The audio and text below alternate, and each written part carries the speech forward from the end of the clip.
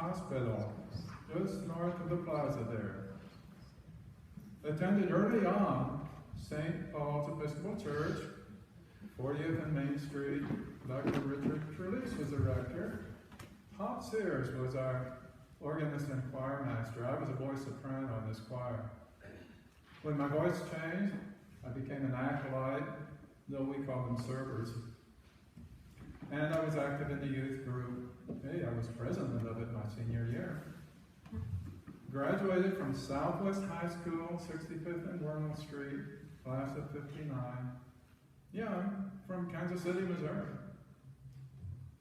I got to watch the parade when the Philadelphia A's came to Kansas City as the Kansas City A's.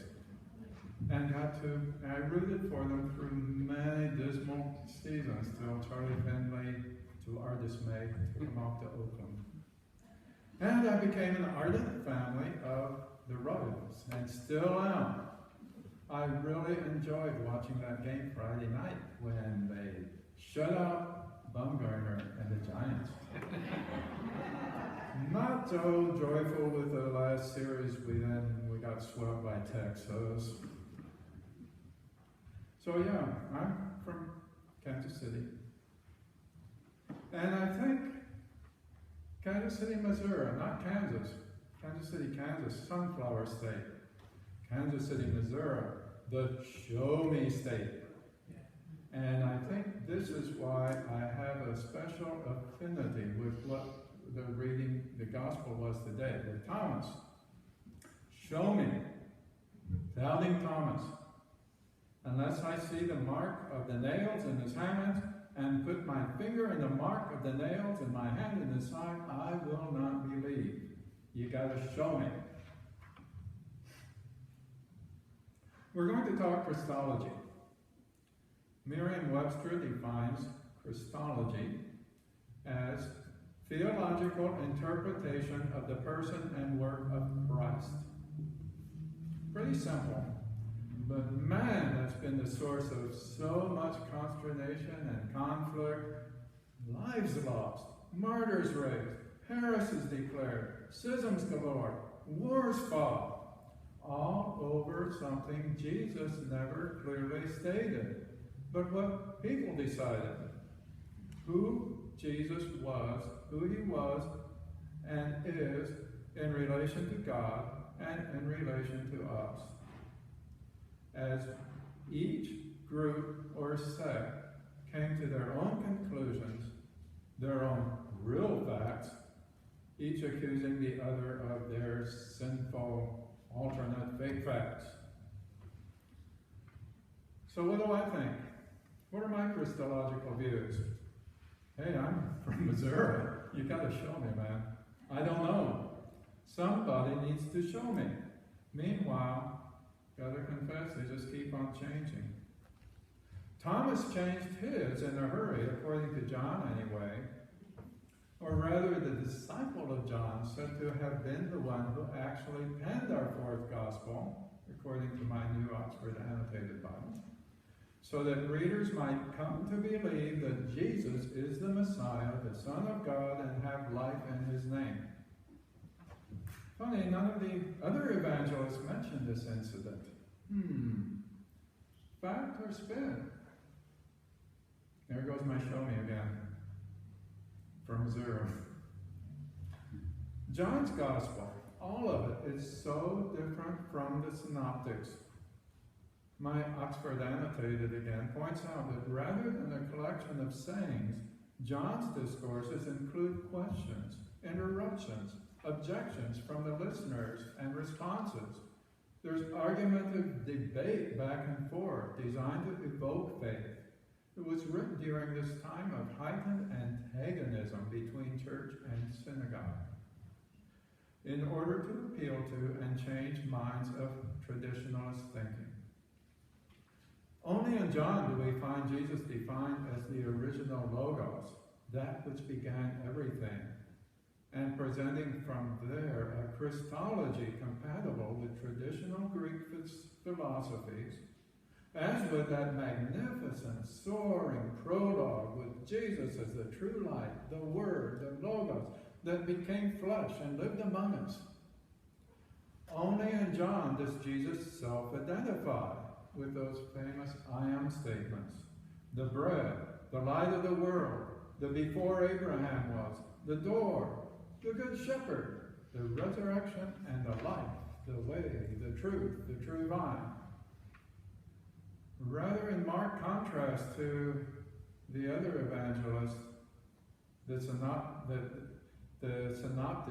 in those, Jesus is presented in a much more humble light.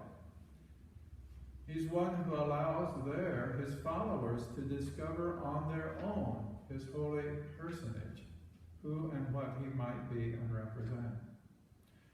And it's only in John that Jesus is conflated completely as one with God, the basis of our current Trinitarian doctrine, so difficult to explain, let alone comprehend, and cause for so much doubt.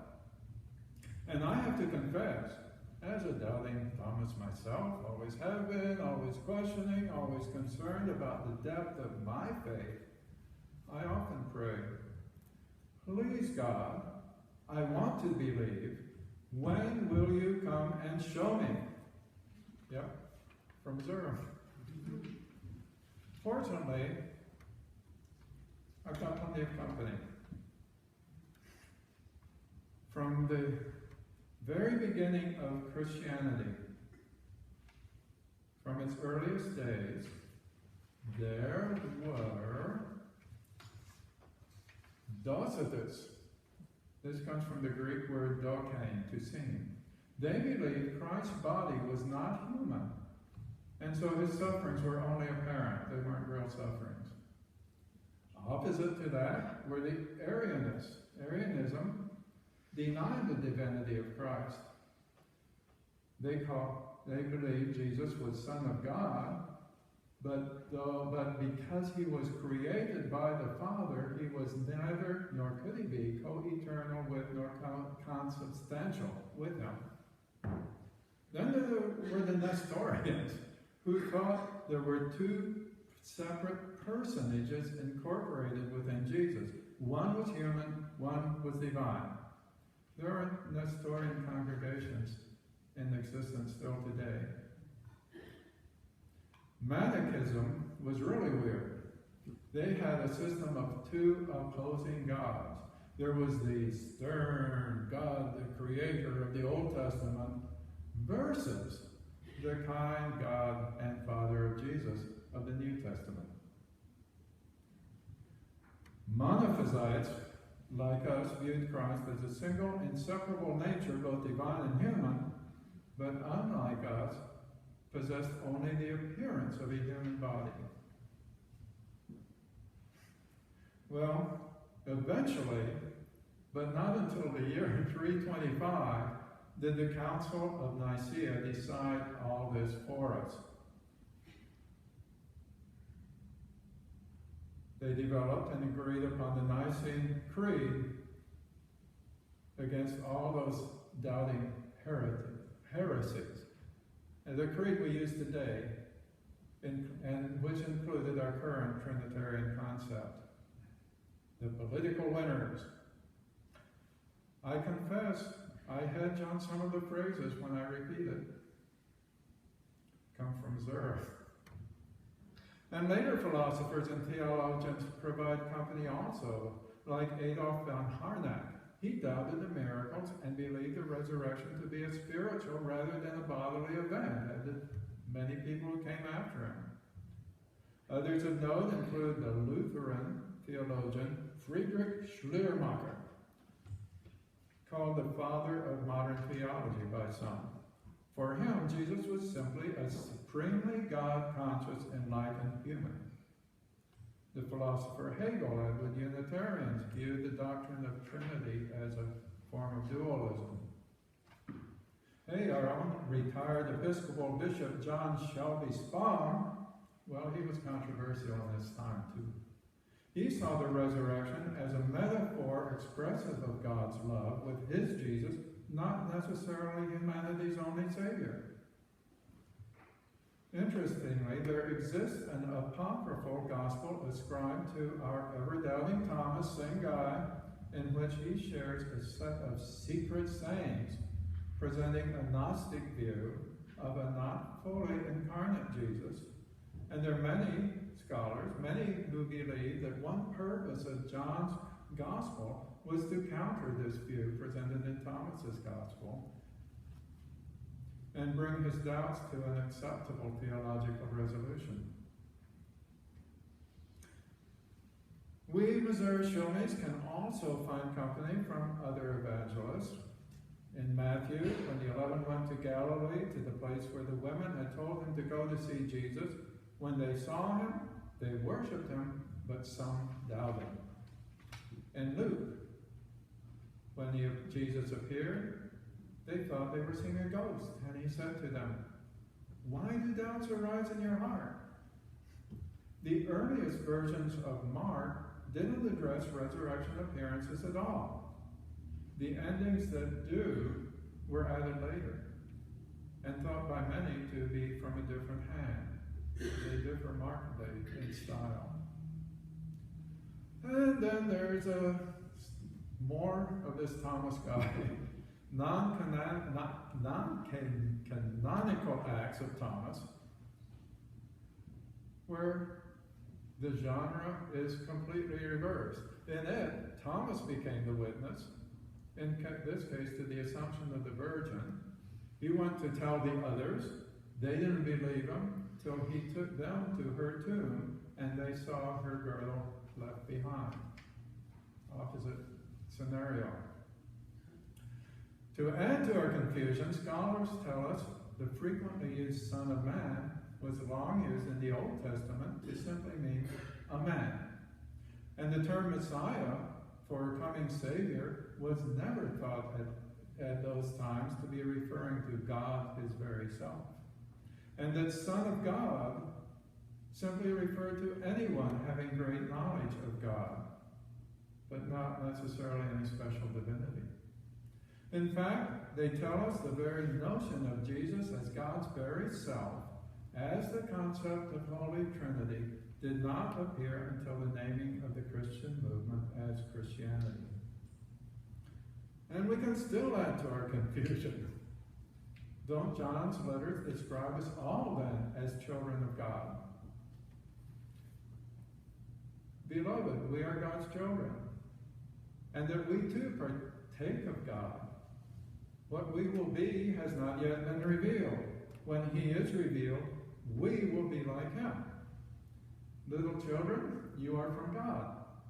For the one who is in you, hey, wow, God's in us too, is greater than the one who is in the world. We abide in him and he in us. And you can find powers of healing and forgiveness granted to others with his other gospels too. Such as, he that believeth on me, the works that I do shall he do also. So you see, we doubters, Showmies, Missourians, we aren't alone. So shouldn't we be working and praying diligently to assuage these doubts, to become what Thomas was not, a believer who has not seen? Am I in sin with my doubts? What will happen to me if I am? Am I seriously lacking in faith? Those of us who will never have Thomas' opportunity to thrust our hands into his side, I don't think I want to do that. And to become what Thomas was not, a believer who has not seen? Well, you know what? When I review the Gospels and look at Jesus' words, what do I find?